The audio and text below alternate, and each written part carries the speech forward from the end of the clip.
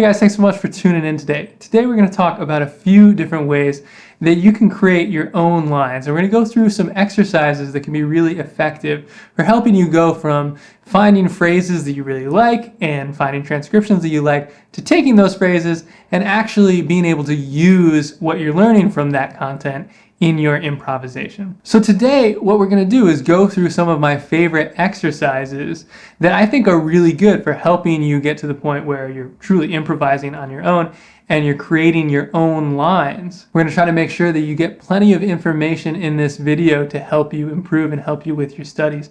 But if you do want to go the extra mile with this content, everything that we're going to check out today, all the exercises that we're going to work through, are going to be from a new PDF package that I've just released with jazz lesson videos, and that's called Line Construction Exercises. So today we're going to check out 5 sections from that PDF package download, and we're going to start with a phrase variation exercise. One of the best things that you can do when you find a phrase that you like is practice your own variations on that. But that can be easier said than done. So let's break down how we can go about that process. All right, so first let's check out this phrase that we're going to do variations on. So in this PDF, we've got a bunch of different phrases on common chord progression. So first, we're just going to start by going through a phrase that's on a 2-5-1 because, of course, that's the most common chord progression in jazz. So first, let's just hear what this phrase sounds like.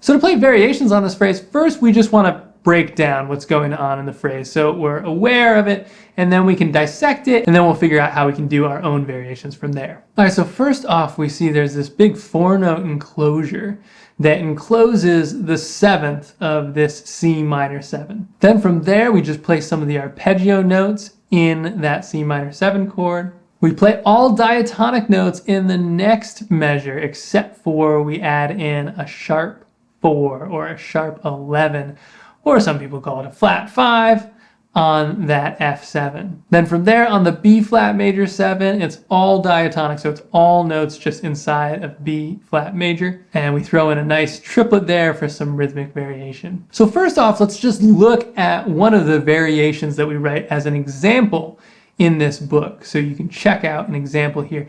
We have a bunch of variations written, and then from there, we help you get into creating your own variations. All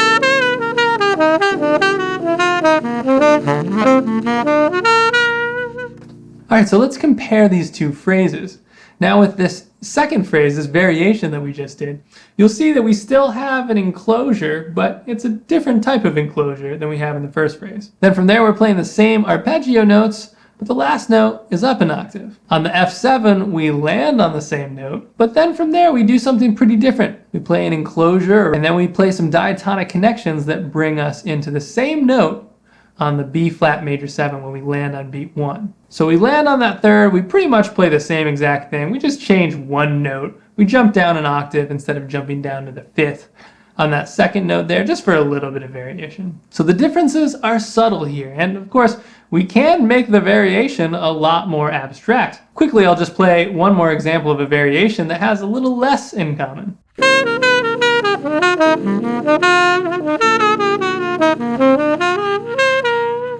All right, so a really great way to take a phrase like this and create your own variations is to essentially take just bits and pieces of the phrase and keep that the same, but then take other parts of the phrase where you improvise and play your own thing. So one really great way you can go about doing that is through fill-in exercises, where you actually give yourself a visual of parts of the phrase, but then other parts of the phrase you have to fill in on your own, and you'll see just blank space there. So let's check out an example of one of the fill-in exercises that's in this download, and I'll go ahead and improvise in the spaces in between what's written.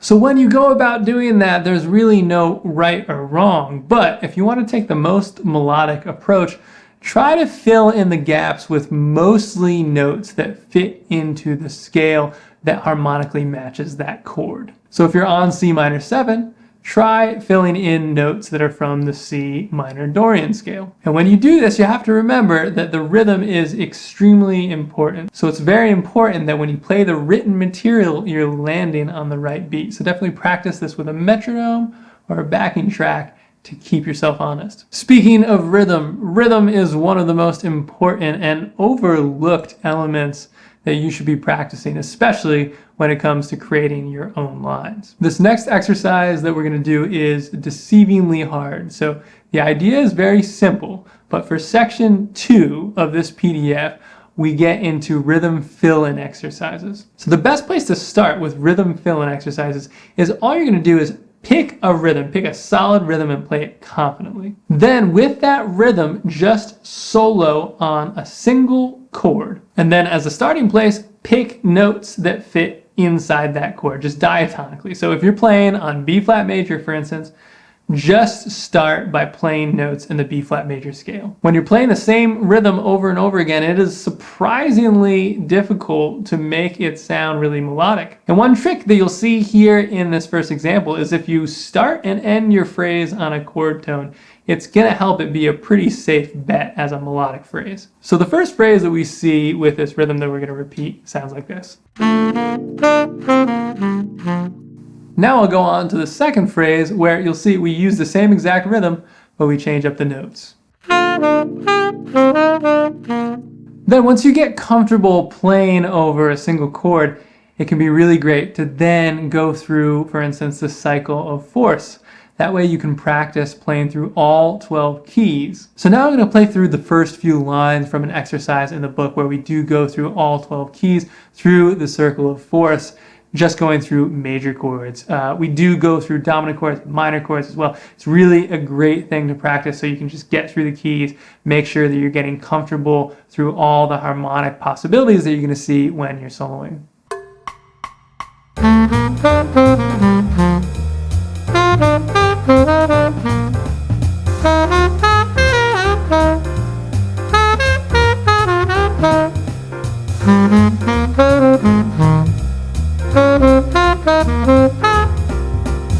You can also apply this idea actually playing through a full standard, which can be a really great way of making sure that you're able to nail the changes when you're thinking rhythmically. Even if these exercises don't sound that hip, it's a very important thing to practice to just make you a better player.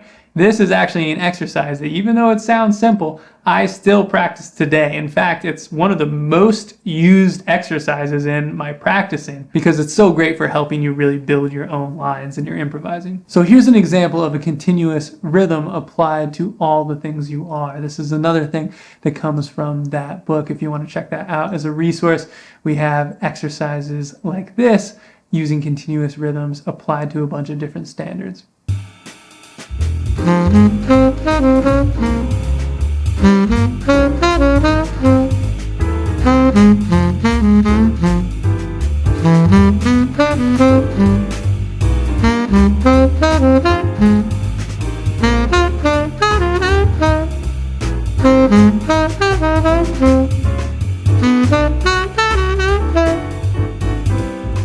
Speaking of standards, the third exercise that we're going to check out is something that you can do with a solo transcription or an etude that's written over a standard set of chord changes. So what you can do is take a transcription or an etude that you like and read one bar, but then improvise the next bar. So you'll be going back and forth between reading content from the transcription or the etude and improvising your own content. So of course this is something that you can totally do on your own, but here's an example from that PDF where you're going to get half of the measures of the etude with written content and half of the measures are going to be left blank so you can fill it in on your own. So here's an example of that idea from a tune that we're going to call Autumn Trees, and these chord changes might look familiar to you.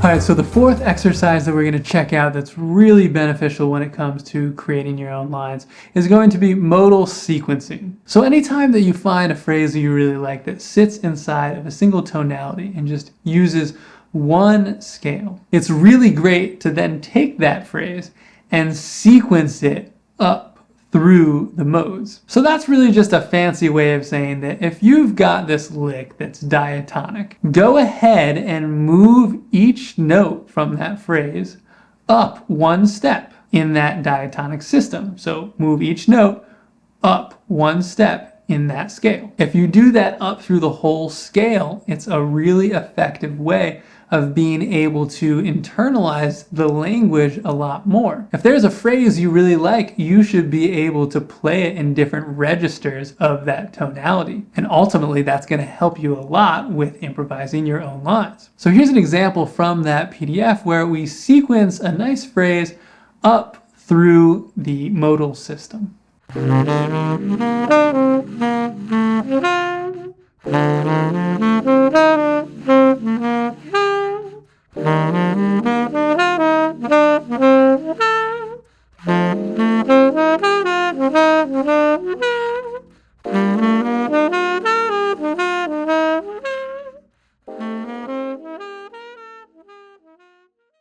So the fifth exercise and this last section that we're going to get into today is going to be voice leading, and we're going to check out some voice leading fill-in exercises. So the most important part of a line, typically when you're playing through changes, is going to be the part that goes from beat 4 into beat 1 of the next measure, because whenever we have chords that change, that's when we really want to be playing melodically, landing on chord tones a lot of the times, or at least being very aware of what those chord tones are so we can play the most melodically. So what you can do is you can actually just write out a plan for beat 4 into beat 1 over common chord progressions. For instance, in this book, we go through 10 different chord progressions that are very useful. But for today, let's just check out an example over a 2-5-1. Again, a 2-5-1 is kind of like the backbone of jazz. So this is going to be a really useful place that you want to get into this. So to wrap up today, we're going to check out one of these fill-in exercises where the voice leading grid is sort of worked out for you. And when you do this, you're going to see that it sort of automatically becomes melodic when you have that part planned. Ultimately, you want to be able to improvise this on your own, of course. But if you get the hang of just these landing points being really fixed for you, eventually you're going to be able to improvise really solid voice leading on your own. So when you're filling in the gaps on a voice leading exercise, a lot of times what you can do is just play continuous eighth notes, because you want to be able to practice connecting your own eighth notes into these solid voice leading grids. So that's what I'm going to do here. I'm just going to play continuous eighth notes in between. Eventually you can get to the point where you're breaking up the rhythm and adding in triplets and even 16th notes. But again, for now, I'm just going to play continuous eighth notes in between. And referencing what I mentioned earlier, you want to be really tuned into the rhythms here. You want to make sure that you're landing on beat 4 when you play the written material.